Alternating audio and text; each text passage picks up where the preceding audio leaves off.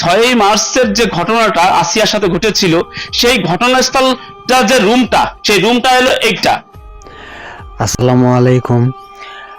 আজকে আমরা আপনাদেরকে জানাবো যে আসিয়া কিভাবে মৃত্যুবরণ করলেন এবং কোথা থেকে মৃত্যুবরণ করলেন এবং সে কোথায় থেকেছিলেন। তো আজকে আমি আপনাদেরকে সম্পূর্ণ ভিডিওটির মাধ্যমে দেখিয়ে দেব। তো ভিডিওটি স্কিপ না করে সম্পূর্ণ দেখতে থাকুন, আর এরকম নতুন নতুন আপডেট খবর পেতে আমাদের চ্যানেলটিকে সাবস্ক্রাইব করে পাশে থাকুন। তো আর দেরি না করে দেখতে থাকুন ভিডিওটি। এখন ঢুকছি যে বাড়িতে, এটা একটা মাঠের ভিতর, এটা একটা বিলের মাঠ বলে এলাকায়। এই বিলের মাঠের ভিতর হিট্টু শেখের এই বাড়িটা। হিট্টু শেখ পেশায় একজন রাজমিস্ত্রি। তার এই বাড়িটি তার মূলত 6ই মার্চের যে ঘটনাটা আসিয়ার সাথে ঘটেছিল, সেই ঘটনাস্থলটা যে রুমটা, সেই রুমটা হলো এইটা। এইটা হলো সজীব শেখ অর্থাৎ হিট্টু শেখের যে দুলাভাই, তার বেডরুম এইটা। এইখানেই সে ঘটনার দিনে আসিয়া এবং সজীব এবং তার সজীবের ওয়াইফ অর্থাৎ আসিয়ার বোন এই রুমেই রাত্রি যাপন করছিলেন। আপনাদেরকে আরেকটু জানিয়ে রাখতে চাই, এই যে পাশের যে রুমটি দেখা যাচ্ছে, পাশের যে রুমটি, এই রুমটি হলো হিট্টু মিয়া সে বসবাস করত। ওয়াল, বাড়িটি টিন শেড, ওয়াল করা। এই যে তাদের দরজায় তালাবদ্ধ অবস্থায় রয়েছে।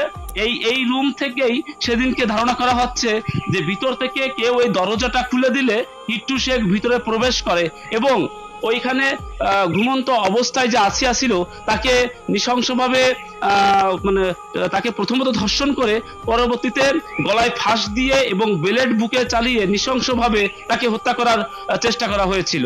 এই যে রুমটা আমরা দেখছি, এই রুমের ভিতরে মূলত আসিয়ার এই ইটা চলে। লোমহর্ষক যে কাণ্ডটা এই রুম থেকেই ঘটে। আমরা এসে দেখি এই বাড়িতে সাধারণ জনগণ আস্তে আস্তে ভিড় করছে। এই এলাকার যেসব জনগণ যারা এতদিন এই আসিয়ার এই ঘটনা ঘটেছে 6ই মার্চ, শুধুমাত্র মাগুরা নাই, সারা বাংলাদেশ ব্যাপী এটা আলোড়ন সৃষ্টি করেছে। সবাই এতদিন প্রার্থনা করেছে যে আসিয়া যেন সুস্থ হয়, কিন্তু আজকে আমাদের সে আশার পরিসমাপ্তি ঘটলো। যার কারণে আজকে 6ই মার্চ থেকে আজকে 13ই মার্চ, এই 8টা দিন মানুষ কিন্তু একাধারে সময় মানে প্রার্থনা করেছে যে আসিয়া যেন আমাদের মধ্যে ফিরে আসে, কিন্তু সেটা আর সম্ভব হলো না। যার কারণে আমরা দেখতে পাচ্ছি যে আস্তে আস্তে এই ধর্ষকের বাড়িতে এলাকা সহ এলাকার পাশের এলাকার মানুষজনের বিক্ষুব্ধ জনতা আস্তে আস্তে এখানে জড়ো হতে শুরু করছে। এদিকে আসিয়ার বাড়িটা হলো শ্রীপুর উপজেলার সবদালপুর ইউনিয়নের জারিয়া গ্রামে। আর ধর্ষক হিটু শেখ সজীব শেখের বাড়িটি হলো মাগুরা নিজনান্দালির মাঠপাড়া গ্রামে। এই বাড়িটি আসলে একটি বিলের মাঠের মাঝে অবস্থিত। এটা দেখেন হিটু শেখের মূল বাড়িটা। এটা, এই বাড়িটার সামনেই কিন্তু একটা দিঘি আছে। দেখেন, ওই দিনকে তাদের একটা হয়তোবা একটা ইচ্ছা ছিল যে আসিয়াকে ওইরকম নৃশংসভাবে গলায় ফাঁস দিয়ে হত্যা করে এই দিঘির ভিতর ফেলে দেবে। এই দিঘির ভিতর ফেলতে যদি পারতো, আসলে আসিয়ার মানে লাশটাও হয়তোবা আমরা দেখতে পেতাম না। কিন্তু ভাগ্যক্রমে আমরা আসিয়াকে আমরা সর্বশেষ দেখতে পেয়েছি তার ইসের কারণে। এই যে বিক্ষুব্ধ যারা জনতা, আপনারা যে আজকে এসেছেন আসিয়ার মৃত্যু সংবাদ শুনে এসেছেন, আসলে এই যে ধর্ষক হিটু শেখ যে এরকম পূর্বে এরকম কাজ করেছে, আপনাদের আসলে এই যে আসিয়া তো মারা গেল, আমাদের বোন আসিয়া তো মারা গেল, তা আপনাদের এর প্রতিক্রিয়াটা একটু যদি জানাতেন।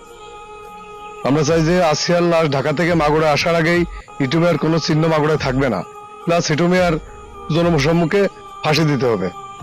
হ্যাঁ, একজন বললেন, ইতিমধ্যে একজন প্রত্যক্ষদর্শী সে হিটু শেখের বাড়িতে অবস্থান করে বললেন যে আসিয়ার লাশ ঢাকা থেকে মাগুরায় পৌঁছাবার পূর্বেই হিট্টু শেখের এই বাড়িটা যেন আর কোনো চিহ্ন অবশিষ্ট না থাকে।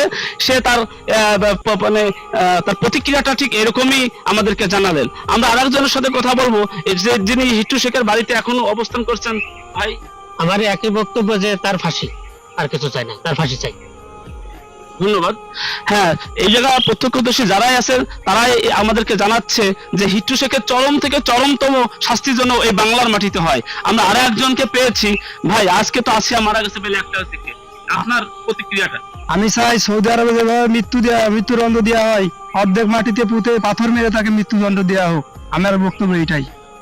হ্যাঁ, এখানে আরেকজন তার প্রতিক্রিয়া ব্যক্ত করলেন যে আমাদের অন্য একটি দেশ সৌদি আরবের যে আইন মোতাবেক ধর্ষকের শাস্তি হয় সেই মোতাবেক যাতে হিট্টু মিয়ার এবং তার পরিবারের আসামিদের যাতে শাস্তি হয়, তারা সেটাই দাবি করছে। আমরা আপনাদেরকে একটু দেখাবো আসিয়ার যে বাড়িতে ধর্ষণ হয়েছিল সেই বাড়িটা আসলে মাঠের ভিতর, এটা আপনাদেরকে একটু দেখাতে যাচ্ছি, আপনারা একটু দেখুন। আসলে এর পাশে কিন্তু সেরকম বাড়ি নেই, এই বাড়িটা একটা টোটালি একটা মাঠের ভিতর। আপনারা দেখুন এই যে যোগাযোগ ব্যবস্থার খুব খারাপ অবস্থা এখানে। এই যে আমরা যেটা আপনাকে দেখাতে যাচ্ছি, এই যে একটা ফাঁকা মাঠ, এখানে কিন্তু আসলে সেরকমের কোনো রাস্তা নেই, এখানে সেরকমের ঘন বসতি নেই, এখানে আসলে মোটামুটি আমাদের বলা চলে একটা ফাঁকা মাঠের ভিতরই তাদের বাড়ি। হিট্টু শেখের এই বাড়িটা এতটাই একটা মানে ইসের জায়গায়, বাড়িটা নিরিবিলি একটা স্থানে বাড়িটা, এখানে এরকমের অবৈধ কর্মকাণ্ড ঘটাটা আসলে অস্বাভাবিক না।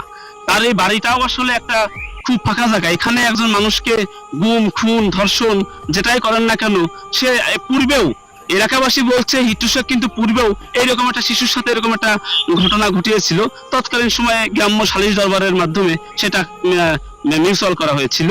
যদি সেদিন তাদের দাবি, যদি সেদিন সেটা মিউচুয়াল করা না হতো তাহলে আজকে আসিয়ার সাথে এই পরিণতিটা হতো না। তা এ থেকে আস্তে আস্তে দেখা যাচ্ছে হিট্টু শেখের বাড়ির সামনে উৎসুক জনতা আস্তে আস্তে ভিড় করছে। এই উৎসুক জনতা কিন্তু আজকে হিট্টু শেখের বাড়িতে দেখতে আসছে। এই অঞ্চলের যারা গ্রামবাসী আছে তারাও এখানে আস্তে আস্তে উপস্থিত হচ্ছে। সবকিছু মিলিয়ে এখানকার অবস্থা আমরা সর্বশেষ এটাই দেখতে পাচ্ছি। সবকিছু মিলিয়ে আসিয়া লাশ এখনো ঢাকাতে আছে, এখনো আমাদের মাগুরাতে এখনো আসেনি। এটা হলো ধর্ষক হিট্টু শেখ, সজীব শেখ, রাতুল শেখ এবং হিট্টু শেখের ওয়াইফ, এই 4 জন আসামি। ইতিমধ্যে মাগুরায় 6 মার্চ যখন আছিয়া মাগুরা সদর হাসপাতালে ভর্তি হয় তখন তার ডিএনএ টেস্টটা করে রাখা হয়েছিল। পরবর্তীতে সিআইডি এই আসামি 3 জন পুরুষ এদের ডিএনএ টেস্টটি সংগ্রহ করে নমুনা পাঠানো হয়েছে। তাছাড়াও মাগুরা সহ সারা বাংলাদেশে প্রত্যেক দিন এই আছিয়ার দর্শকদের বিচারের দাবিতে একটির পর একটি মিছিল, র্যালি, মানববন্ধন সবকিছু এখনো বিদ্যমান। সবকিছু মিলিয়ে আমরা আসলে নিজেরাও অনেক মানসিকভাবে অনেক কষ্টে আছি যে আমরা সংবাদকর্মীরাও এই 7-8টা দিন আমরা চেয়েছি আছিয়ার জীবন যেন ফিরে আসে। আমরা দেশ টেলিভিশনের পক্ষ থেকে প্রথম দিন থেকেই এই আসিয়ার পাশে আমরা নিউজ করে একটি পর একটি নিউজ এবং সর্বশেষ তথ্য আমরা আপডেট আকারে দিয়ে আসতেছি। সবকিছু মিলিয়ে আজকে আমাদের মাগুরাবাসীর জন্য একটু কলঙ্কজনক অধ্যায়। আসিয়ার লাশ মাগুরায় আসলে শোকের মাতম শুরু হবে এবং বিক্ষুব্ধ জনতা তাদের ধর্ষকদের বিচারের দাবিতে এই জনরোষ যে কোথায় যে ঠেকে তার কোনো শেষ নেই।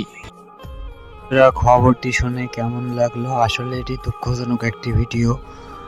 তো আপনাদেরকে কেমন লাগলো অবশ্যই তা কমেন্ট করে জানাবেন, আর এরকম ভিডিও তো অবশ্যই সাবস্ক্রাইব করবেন, আর যারা করেছেন তাদেরকে অসংখ্য ধন্যবাদ। তো দেখা হচ্ছে পরবর্তী কোনো নতুন কোনো ভিডিওতে। আসসালামু আলাইকুম।